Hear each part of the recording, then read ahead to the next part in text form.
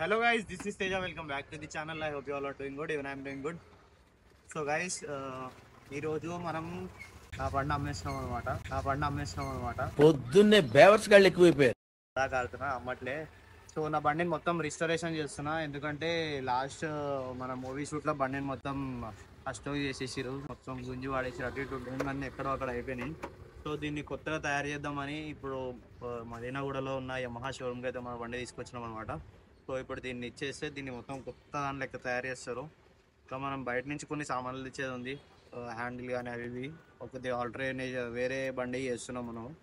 So ఇప్పుడు మన తెలిసిన ఫ్రెండ్ అయితే ఇక్కడ ఉన్నాడు, అందుకని ఇక్కడికి వచ్చినాం అనమాట. సో బండి చేసినాక మిగతా విషయాలన్నీ మాట్లాడుతున్నాం. సో గైస్, ఇంకా ఎవరు మా ఫ్రెండ్స్ లేక మనం ర్యాపిడో అయితే బుక్ చేసుకుని అయితే ఇప్పుడు షోరూమ్కి వెళ్తున్నాం అనమాట. సో గైస్, ఇప్పుడు మన బండికి క్లచ్ కిట్ అయితే చేంజ్ చేస్తున్నాం అనమాట. ఆల్రెడీ పోయింది, మొత్తం మాడిపోయినాయి, బ్లాక్ అయిపోయినాయి అనమాట. ఇది కొత్తది, ఇంజన్లు అన్నీ మంచిగా ఉన్నాయిగా.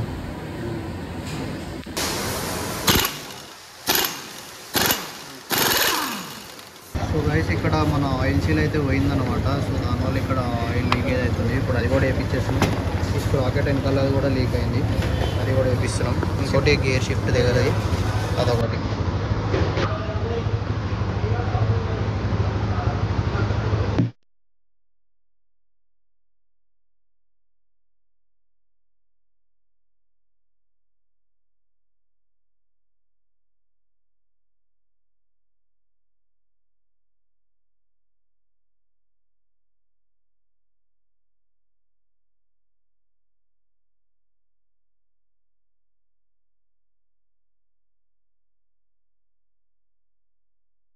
సో గైస్, మొన్న అయితే చెప్పిన కదా నా బండి షోరూంలో ఇచ్చిన, దాన్ని తీసుకుని వచ్చిన మొత్తం క్లచ్ కిట్ గిట్ కిట్ అన్ని కొత్త పాటలు వేయించిన అనమాట. జస్ట్ ఒక 2 థింగ్స్ అయితే వేపియాలి, అవి రాలేదని.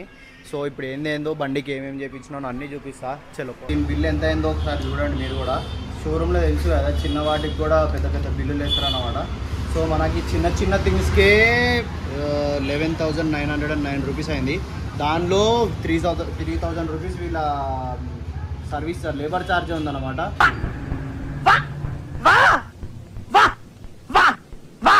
సో ఈ 11,000 కాకుండా మనం బయట నుంచి తీసుకొచ్చిన సామాన్లు కూడా కొన్ని ఉన్నాయి. దానిలో ఏంటంటే మనం క్లచ్ కిట్ బయట నుంచే తీసుకొచ్చినాం, ఇంజన్ ఆయిల్ బయట నుంచే తీసుకొచ్చినాం, ఇంకా చాలా సామాన్లు బయట నుంచి తీసుకొచ్చినాం అనమాట.